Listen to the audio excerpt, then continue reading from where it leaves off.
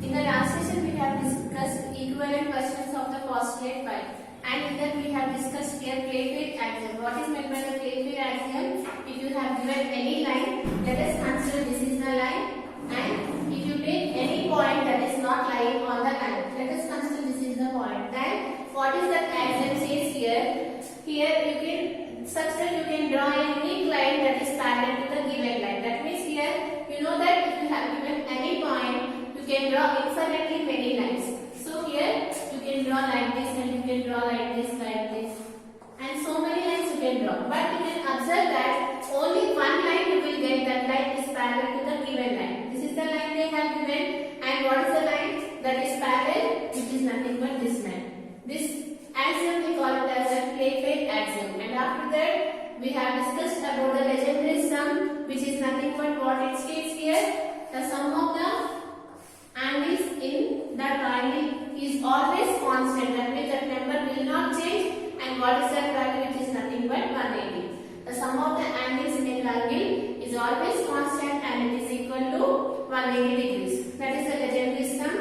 And after that we have discussed that if you take, there will exist a unique pair of lines such that they are equidistant to each other. That means here if you take any two lines, then you can observe that the distance between these two lines is always equal. So this is the next question we have discussed. These three we call it as an equivalent versions of the postulate phi. Up to that we have discussed. Now based on all these, so up to now what we have discussed here in the Euclid geometry, we have discussed about the definitions of the Euclid regarding the line, point, plane, surface, line segment. These all we have discussed. And after that we have discussed about the axioms, and after that postulates, and after that equivalent versions of the postulate phi. And based on all these concepts, now we are going to study about the exercise 3.1. Now we will solve exercise 3.1. So here, see the first question.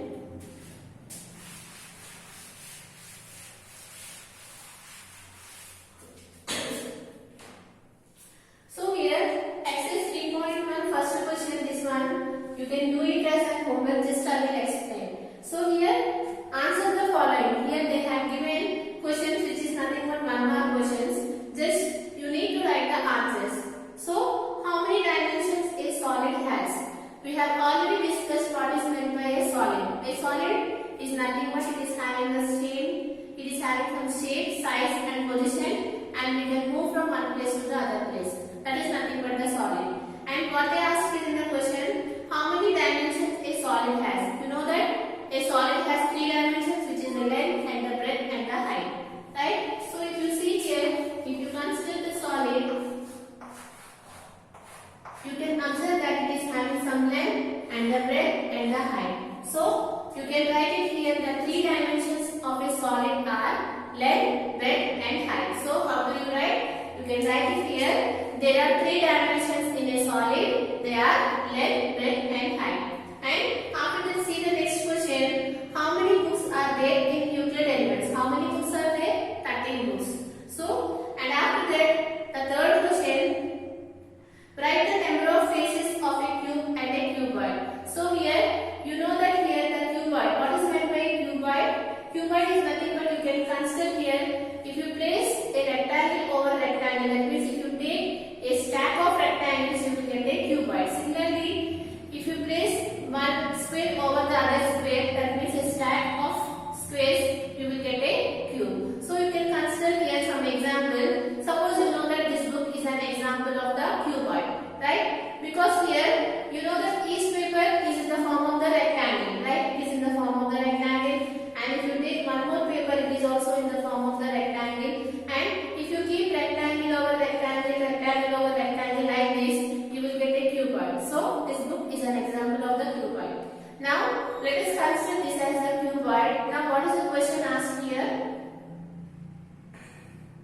Find the number of faces of a cube and a cuboid. So you need to count the number of faces. Faces is nothing but how we are able to see here. How I can see this book? I can, if you suppose, I can see this book in this side, 1 face, 2 face, 3 face, 4 4, 5, 6. I can see it any side, right? So 1, 2, here 3, here 4, up 5 and down 6. So how many faces will be there in a cuboid or cube? 6. So you can write it here, the answer is 6. Now see the next question. What is sum of the interior angles of a triangle? You know that by the legendary sum, the sum of the interior angles of a triangle is always constant and it is equal to 180 degrees. So you can write the answer as the sum of the interior angles of a triangle is 180 degrees. Now the next question.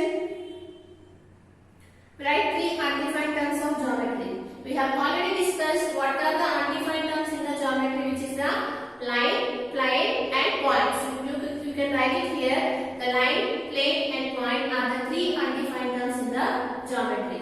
We have discussed here what is a line. A line is that which has no part, right? So we can define a point such that a point is that which has no part and in that part is not defined. Similarly, how you can define a surface? A surface is that which is having the length and breadth, and in that you don't know what is meant by the length and you don't know what is the meaning of the breadth. By taking the physical models of the examples, we are defining that one. So many mathematicians, they thought that this line, plane and the point, these are the 3 undefined terms in the geometry. So you can just state what are the 3 undefined terms in the geometry, which is a line, point and a plane. Just writing. And see the second question now. State whether the following statements are true or false.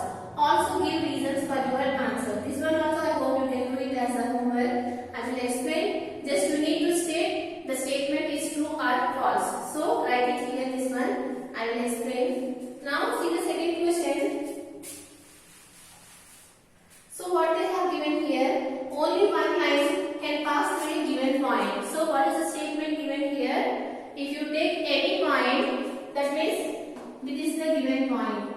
So what they are saying here, only one line can pass through the given point. That means you can draw only one line through this point. Is the statement true or false? It is false. You know that here, while discussing Playfair algebra, we have discussed, if you take any point, how many lines you can draw? You can draw here, many lines you can draw passing through this point. So here, what is said here, if you take any point, you can draw only one line. So this statement is false. You can draw infinitely many lines. So write it here, false. So what is the first statement? Only one line can pass through a given point, which is the false statement, because if you have given any point, you can draw infinitely many lines passing through that point. Now, see the second one, all right angles are equal. You know that what is this one? It is a postulate 3, right? So all right angles are equal. You know that all right angles are equal and it is equal to 90 degrees. And we have discussed this one by discussing about the postulate. So, see the third one, circle with same radius are equal, and it is also true. You know that this one also we have discussed by discussing about the postulate. And we can describe the circle if you have if you know the center and the radius. And suppose if you have given 3 centimeters, they ask to draw the circle by taking 3 centimeters of the radius. So let us consider. You can draw like this. So you get here, let us suppose this is 3 centimeters. And let us draw again one more circle by taking the same radius. And you know that here these two are equal. So what they are saying here, circles with same radii are equal, which is nothing but the true. And the next question, a line segment can be extended on both sides endlessly to get a straight line. This is also a true statement, because here if you take any line segment, what they are saying here, if you extend that line segment on either of the sides, that means you can extend this side and you can extend this side. Like this, if you extend, it will go on like that. It does not have any end. So we can say that what you will get if it does not have any end. You know that if a line segment does not have any end points, what you can call that line segment? We call it as a line. So that what you will get a straight line. Now, what is the statement they have given here? A line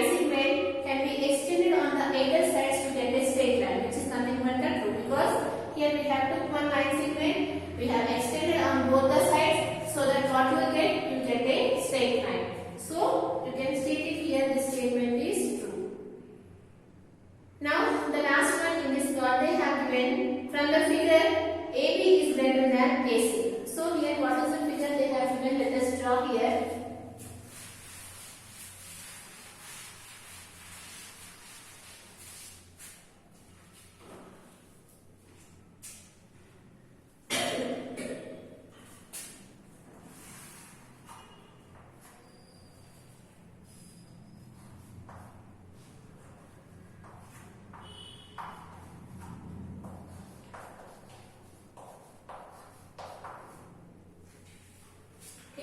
Here, what is the next?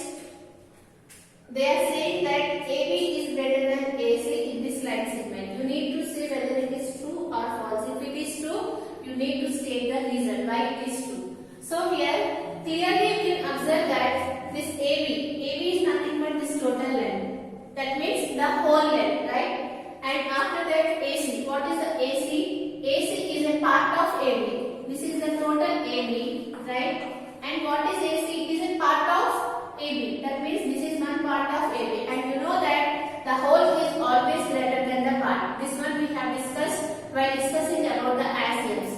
From that axiom, you can state it here, AB is greater than AC. So how you got this one? You know that the whole part. This is the whole part, the total part, right? In that what you are taking some part, which is nothing but AC. This is the sum part. You know that the whole is greater than the part. So this will always be true. That's why we call this as an axiom. From that axiom, you can state it here, AB is greater than AC. So this statement is true. So now see the third question. So first question and the second question, these two questions you can do it as a homework. I have explained now. Now see the third question.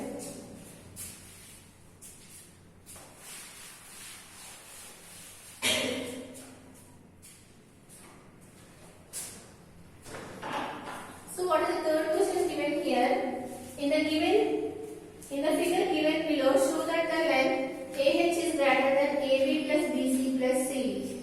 Here they have given one line segment. In that line segment, you need to show that the length of AH is greater than the sum of the lengths of AB, BC and CD. This condition you need to show, but clearly you can say that that condition is possible, but you need to state by the axioms and the postulate, which axiom we are applying there, so that we are proving this condition, so that like that you need to prove. So let us draw here what is the line segment given.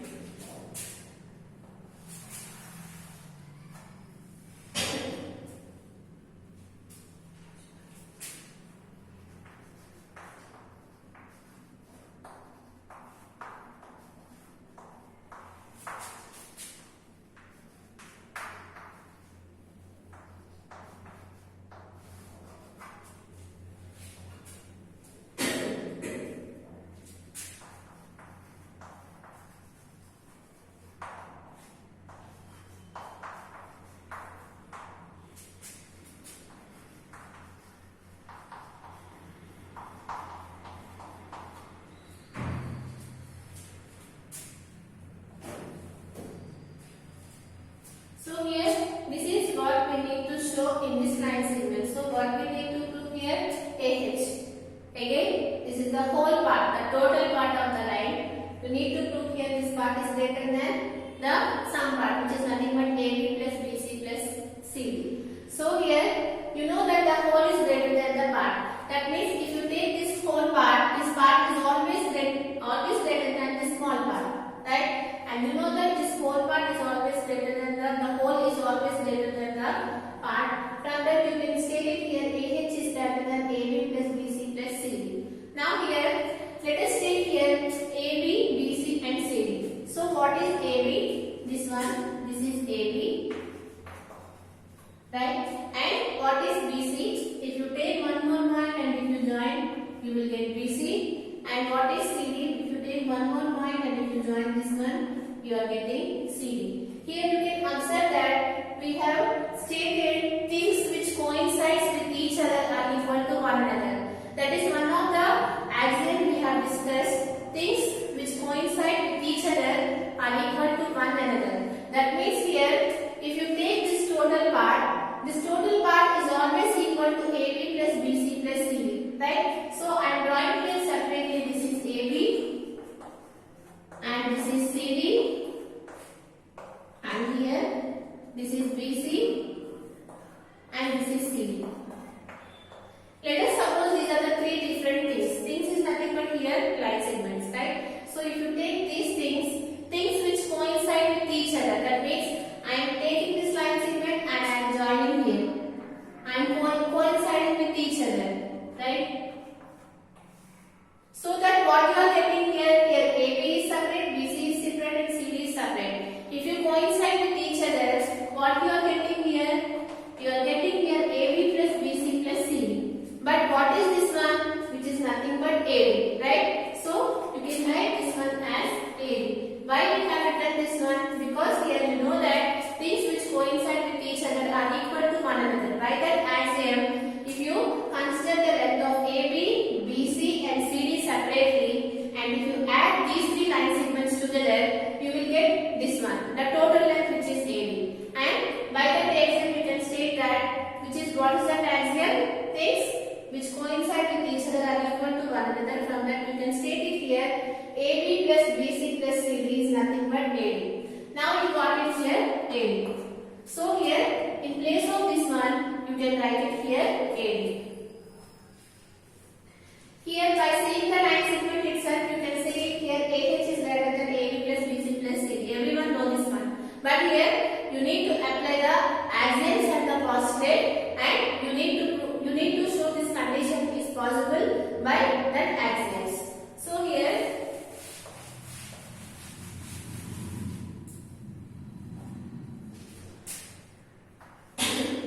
write it here, since things which coincide with each other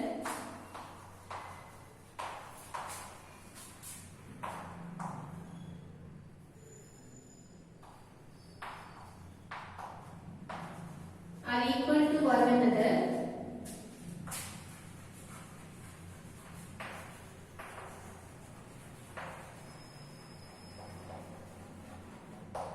so from that you can state it here AB plus BC plus CD is nothing but AD, right? From that axiom you can state it here, the sum of the lengths is equal to AD. So here what we got it here, and you know here in place of AB plus BC plus CD you can write it here AD. Now what you got here, what we need to prove here, AH is greater than AD. This is possible because you know that AH is nothing but the total part and AD is nothing but the sum of the part. So you know that the whole is greater than the part. From that axiom you can state it here AH is greater than AD. So here again write it here, since the whole is greater than the part,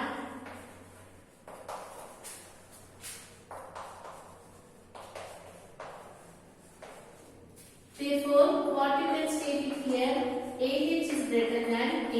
AH is nothing but the whole part, which is greater than the sum part, which is nothing but the AD. This is the solution of this problem. Now see the next question.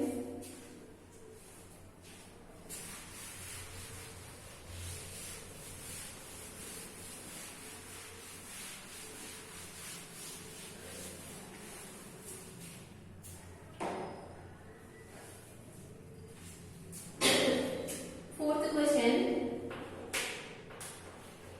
So what is the fourth question given here? If a point Q lies between the points P and R, that means here let us consider one line segment P and R, and what we are saying here, a point Q is located in these 2 points such that PQ is equal to QR. That means here what is the meaning of PQ is equal to QR? That means here PQ, the length of PQ is equal to the length of QR. This will happen when Q is the midpoint of PR. If you know that if the length of PQ is equal to length of QR, you can say that this Q is the midpoint of this line segment. So here From that condition, what we need to prove here? We need to prove here PQ is equal to half of PR. So write it here. What is given here?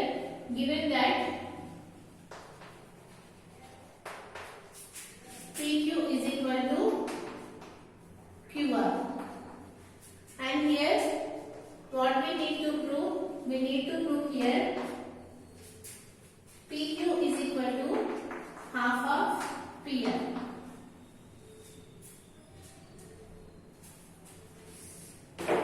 So here this one we need to prove here. Again here, if you want to prove this one, you need to apply either the postulates or the axioms. So here, let us consider here the total length of QR. So write it here, since QR, how you can write PR, the total length you can write it as PQ plus QR, because if you add this line segment and this line segment, you will get the total line segment. So in place of PR, you can write it here PQ plus QR. So write it here PQ plus QR. This is what the line segment. So write it like this. And in the question itself, they have given here PQ is equal to QR. So in place of QR, you can write it here PQ. So write it here PQ plus PQ. Right? Because it is given. They have given here PQ is equal to QR. So in place of QR, we have written here PQ. What is the value of PQ plus PQ, which is nothing but 2PQ. So write it here 2PQ. What is there here? PR. Now what we need to prove here? We need to prove here PQ is equal to half of PR. So let us consider here PQ and take this to this side. Here multiplication is there. If you take to this side, it will become division. You will get here half of PR is equal to PQ. This is what we need to prove. Again, what is given here? The total line segment which is given as PR. That one we can write it as PQ plus QR. And they have given here these two are equal. So in place of this one, we have written PQ. So that you got it here 2PQR. So this is the proof of this problem. In the next session, we are going to solve the remaining problems from this exercise.